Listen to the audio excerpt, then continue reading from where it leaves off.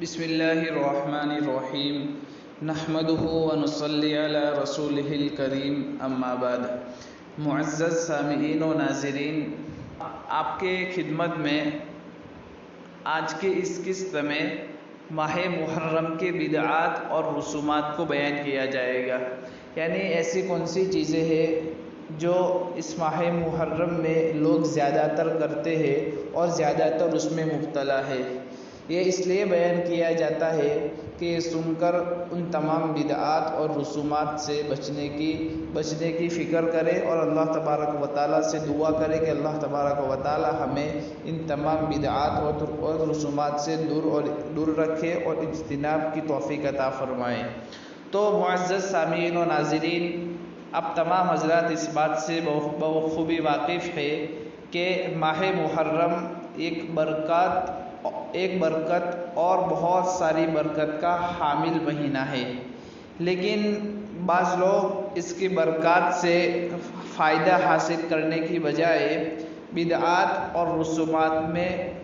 پڑھ کر اس کی حقیقی فضیلت سے محروم ہو جاتے ہیں۔ یہاں میں چند باتیں ذکر کروں گا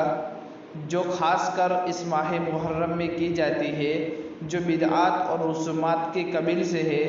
تاکہ ان تمام رسومات اور بدعات سے بچا جاوے اور صحیح اعمال اختیار کرنے کی اللہ تبارک و تعالیٰ سے توفیق مانگی جاوے۔ ماہ محرم میں سب سے زیادہ جو بدعات اور رسومات میں شمار ہوتا ہے وہ تعزیہ کرنا ہے،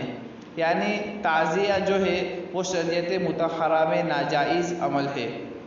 اس لیے کہ قرآن مجید میں اللہ تبارک و تعالیٰ کا فرمان ہے اتعبدون ما تنحتون، یعنی سورہ صفات آیت نمبر 95۔ اس کا ترجمہ یہ ہے کہ کیا تم ایسی چیزوں کی عبادت کرتے ہو جس کو خود ہی تم نے تراشا اور بنایا ہے۔ اتعبدون ما تنحتون، کیا تم انہی چیزوں کی عبادت کرتے ہو جس کو تم نے خود ہی بنایا اور تراشا ہے۔ ظاہر ہے کہ تعزیہ انسان اپنے ہاتھ سے تراش کر بناتا ہے، پھر منت مانتا ہے اور اس سے مرادیں مانگتا ہے، اور اس کے سامنے اپنے اولاد وغیرہ کے لیے صحت کی دعائیں بھی کی جاتی ہے اور بہت سارے کرتے بھی ہیں، اور اس کے سامنے نعوذ باللہ سجدہ بھی کرتے ہیں، اور اس کی زیارت کو، یعنی تعزیہ جو بناتے ہیں پتھر سے، اس کی زیارت کو زیارت امام حسین سمجھا جاتا ہے۔ یہ تمام باتیں روح ایمان اور تعلیم اسلام کے اعتبار سے ناجائز اور حرام ہیں۔ اسی طرح دوسری بدعت مجالس کا انعقاد کرنا، یعنی جو شخص شہید ہوئے ہیں، یعنی ذکر شہادت کے لیے مجالس منعقد کرتے ہیں، ان میں لوگ ماتم کرتے ہیں، نوحہ کرتے ہیں اور رافضیوں کی مشابہت اختیار کرتے ہیں، جو کہ ایک مسلمان کے لیے ناجائز ہے، اس لیے کہ حدیث پاک میں آتا ہے من تشبہ بقوم فہو منہم۔ اس کا ترجمہ یہ ہے کہ جو شخص جس قوم کی مشابہت اختیار کرے گا، کل قیامت کے دن اللہ تبارک و تعالیٰ اس قوم کے ساتھ اس کا حشر کریں گے اور اس کو اٹھائیں گے۔ یہ روایت سنن ابی داؤد میں جلد نمبر 2 صفحہ نمبر 203 پر موجود ہے۔ تیسری بدعت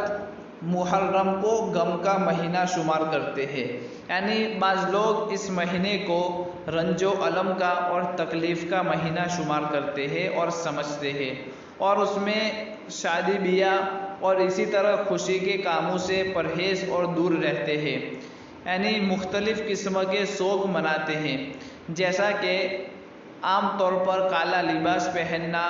اسی طرح عورتوں کا زیب و زینت اور بناؤ سنگار چھوڑ دینا،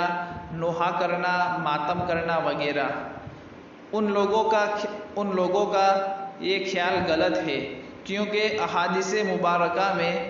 اس کے بہت سارے فضائل وارد ہوئے ہیں، لہذا اس مہینے کو غم کا مہینہ سمجھنا اور الم کا اور تکلیف کا مہینہ سمجھنا درست نہیں ہے۔ اس مہینے کی ایک اور بدعت اور رسومات کہ محرم کے مہینے میں شادی بیاہ نہ کرنا۔ بعض لوگوں کا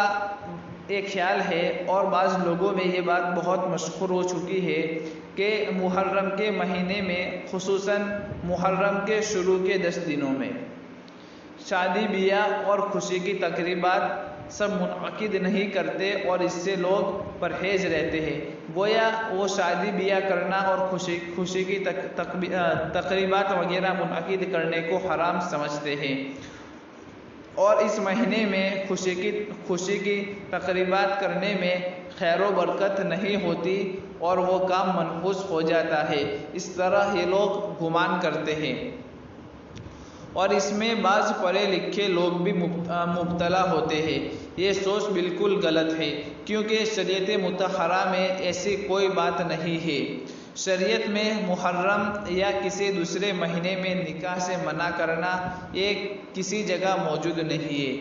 اور اس مہینے میں زیادہ عبادت کرنے کا حکم دیا گیا ہے، اور نکاح بھی ایک عبادت ہے، کیونکہ نکاح سے اللہ تبارک و تعالیٰ کا قرب اور تقوی نصیب ہوتا ہے، جیسے کہ ایک حدیث میں آیا ہے اذا تزوج العبد فقد کمل نصف الدین فلیتق اللہ فی النصف الباقی۔ یہ روایت بیہقی میں شعب الایمان میں موجود ہے۔ اس کا ترجمہ یہ ہے کہ اذا تزوج العبد،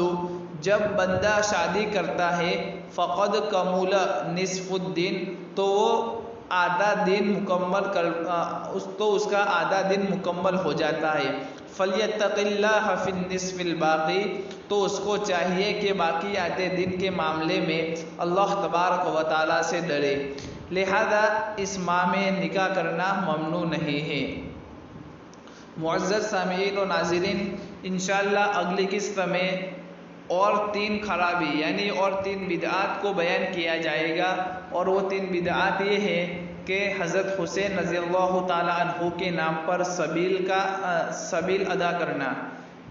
اسی طرح 10 محرم کو کاروبار اور روزی میں تنگی کا تصور، اور محرم میں قبرستان جانے کی پابندی، ان 3 عنوان کو انشاءاللہ اگلے قسط میں بیان کیا جائے گا۔ السلام علیکم ورحمۃ اللہ وبرکاتہ۔